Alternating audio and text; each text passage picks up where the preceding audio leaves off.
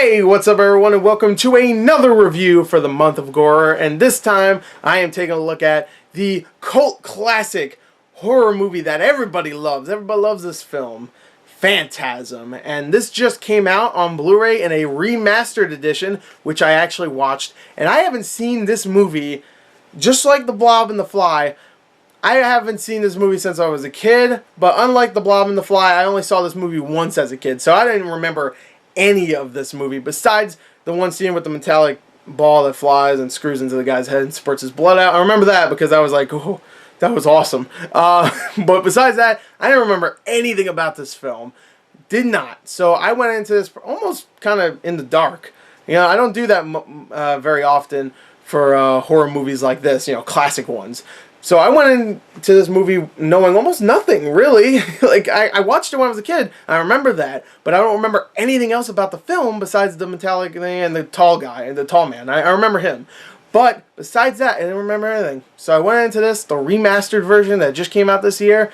And let's talk about this cult classic that everybody loves. Don Coscarelli's Phantasm is such a strange, odd little masterpiece of a movie. This movie is not perfect. Definitely not. I mean, do I even need to say that? You could watch one frame of this movie and go, yeah, this is going to be strange. It's not going to be no Schindler's List, let me tell you. But this movie is so perfect in what it's trying to attempt, where it's just trying to weird you out and make you second guess what was going on in the movie the entire time. It is so weird and so awesome to watch this movie without knowing almost anything about it. If you know nothing about this movie, go check it out. I'm not even going to say anything. Just go. Go check it out. Not knowing anything about this movie, you will either love it or hate it. But if you love it, you totally get it. If you hate it, you probably missed something. Because Don Coscarelli was really trying to weird you out in a way no other movie back then was trying to weird you out. Like, horror movies back in the late 70s, even early 80s. I know this came out in 79, but bear with me. Like, 70s horror movies, you had, of course, the classics like Halloween, Texas Chainsaw, even The Exorcist, which isn't a slasher movie. But you get what I'm saying. 80s, you had Nightmare on Elm Street, Friday the 13th. Hell, you even had The Fly and The Blob that I talked about before, the remakes. But you had those kind of horror movies, which some of them told stories. Some of them just had, you know, a guy with a machete murdering people. Halloween had great setup and atmosphere and all that, and Texas Chainsaw was just probably the same thing, I would say, that Halloween was. But this movie was trying to just weird you out, scare you only because it is insane. When you're watching it, you feel like you're going insane. You're like, what is going on now? Why is everything floating? Why is this guy a midget? What is going on? And you're just so weirded out by all of this. It is genius, and that's why I love this movie. Even though I can't say it's like a perfect film, or it's even really a, you know, like a 40 out of 40 or something like that. You know, it's not a 10 out of 10 movie, but it is a movie that has tried really hard, and Don Coscarelli still tries. He just did John Dies at the end, which was very similar to something like this, and he did Bubba Hotep, which I would say was a little bit more subdued, but still something that was trying to be different than everything else that's been coming out. So I gotta give him mad props just because of that. Now, just talking about this movie film-wise, not just because of how inventive it was and stuff like that, just film-wise, the acting itself isn't great. It's pretty poor, actually. And you can tell, I don't know if this is true or not. I didn't watch any documentaries. I know there's actually a documentary about the Phantasm movies out right now, but I never watched it. But you could tell that Don Coscarelli picked all these actors because most likely they were his friends or he knew them, because this movie had a very small budget. I think it was like $30,000 for, even for like 1970s, that's pretty small.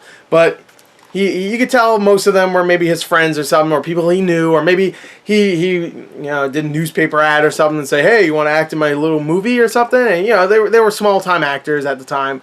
And while not everybody's terrible, some of them are pretty bad. The kid actor is actually pretty good. There's a kid in the movie, he's pretty good. The main guy, who actually reminded me of a lot of Kevin Dillon from The Blob. He had like the leather jacket, he had the motorcycle stuff. He was cool. He's the cool guy.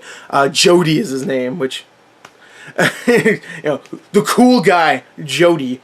It's so cool, Jody. You have Reggie, who's an ice cream guy. He drives an ice cream truck. And these characters have become classic. Everybody loves these characters. Even the kid. Everybody loves these characters. and love these actors because they've been in all these movies since the first one. There's 5 Phantasm movies. The 5th one just came out like a month ago, and they're still in these movies, and people love them because they love these films. And you could just tell, like, they loved what they were doing, but they just weren't great actors. It's very low budget, obviously. The editing isn't amazing. There is some weird cuts, like, I don't know where, like, a dramatic moment will be happening, and someone's talking, and it just, like, jump cut to the next scene. It was very jarring at times. That's all I have. I actually have a list here. That's really all I have as a negative, really. The acting is poor. Maybe the character development isn't great. You know, you don't really know much about these characters, but besides that, I mean, it really doesn't matter. I can't think of anything else that would be a negative. Everything else is just terrific in this. It's extremely weird. It's a really funny movie. I'm not talking about just because it's so weird you'll be laughing. There's times where it's trying to be funny, and it's funny. The score is actually really well done. There's some really awesome, creepy imagery that the score actually makes even creepier. Like, there's actually one scene where the tall man, who I will get to in a second, the tall man who's the main villain, is standing over the kid's bed, and it's just a shot of that, and they're like in the cemetery. It's a dream sequence, and it's just a creepy as hell shot, and the score just amplifies it even more. There's some really creepy stuff in here. Don't go expecting it just to be weird. There's some creepy stuff in this. Now let me talk about the tall man.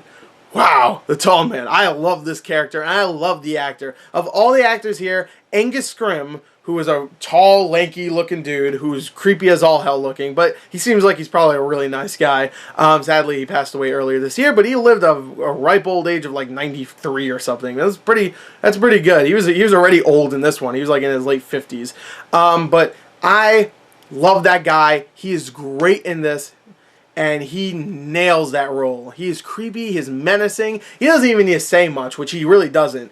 But he doesn't need to say anything, and you already go, yeah, this is a guy you don't want to mess with. There's one scene where he's walking on the side of a street, and the kid's watching him walk, and just the way he's walking, you're just like, I don't want to mess with him. And he just like turns his head slowly to the kid. You're like, oh God. He is excellent in this. Yeah, the set design I said was amazing. It's just weird and perfect. And also, I should say this, it probably has the best weapon in any horror movie ever. Yeah, you have the machete from Friday the 13th. You got Freddy's claws or Freddy's claw, I should say, claw hand, claw glove, whatever, you know what I mean, from Nightmare on Elm Street. And you have, of course, chainsaw from Texas Chainsaw Massacre. But this has a metallic ball that flies around, attaches itself to people's faces, drills into right in the middle of their forehead, right here, and spurts all their blood out as they die, as they scream, and it's just like, just squirting blood out. And you only see it do it once, and it's excellent. It makes you go, wow, that's, you know what? That's a genius weapon. A ball that spurts your blood out while you scream in agony. Genius. I love it. 10 out of 10. But yeah, like I said before, it's perfect in its weirdness, but I wouldn't say it's a perfect film. I highly recommend you check out Phantasm, though. Just, again, I hope you stopped watching this review when I said don't know anything about it and watch it. But even knowing what I said, going into it, you're still not you're not expecting some of the weird shit that happens, especially towards the end of the film. And yeah, there you go. There you go. That's my review for Phantasm. I hope you enjoyed it. Thank you, and until next time. Oh, I didn't give it a score. I give it a 35 out of 40. You definitely need to check this out. So anyway, there you go. I hope you enjoyed it. Thank you. Until next time, goodbye.